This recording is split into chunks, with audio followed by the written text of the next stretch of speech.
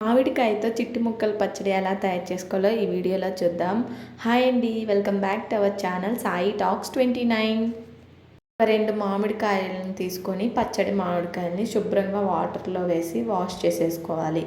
వాటిని తుడిచేసేసి ఒక గుడ్డ పెట్టి కొంచెం సేపు ఎండలో ఆరనివ్వాలి.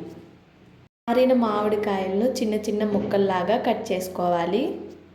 కప్పుతో మామిడికాయలు 2 కప్పులు అయినాయి. అవి ఒక గిన్నెలో వేసుకొని 2 కప్పులుగా మామిడికాయ ముక్కలకి ఒక పావు కప్పు ఉప్పు వేసుకోవాలి. అలానే ఒక హాఫ్ కప్పు కారం వేసుకోవాలి.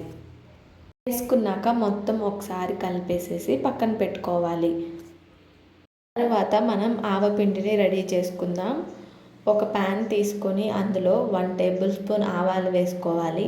అలానే ఒక హాఫ్ టేబుల్ స్పూన్ మెంతులు వేసేసుకొని గ్యాస్ మీద పెట్టి సన్నని మంట మీద అవి ఎర్రగా వేగేంత వరకు వేయించుకోవాలి.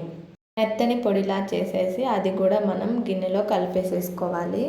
2 కప్పుల మామిడికాయ ముక్కలకు 1 కప్పు ఆయిల్ తీసుకొని ఆయిల్ వేసుకొని అందులో తాలింపు గింజలు, మిర్చి, కరివేపాకు వేసేసుకొని తాలింపు ఎర్రగా వేగాక పూర్తిగా చల్లారాక మనం పచ్చళ్ళలో కలిపేసేసుకోవాలి.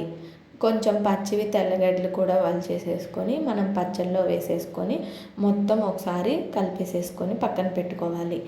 ఇది మొత్తం ఒక నైట్ అంతా ఊరితే బాగా నూనె పైకి తేలి చాలా రుచిగా ఉంటుంది.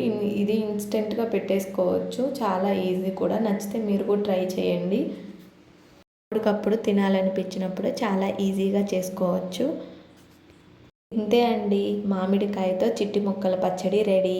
నచ్చితే లైక్ చేయండి, షేర్ చేయండి, సబ్స్క్రైబ్ చేయండి. Thank you.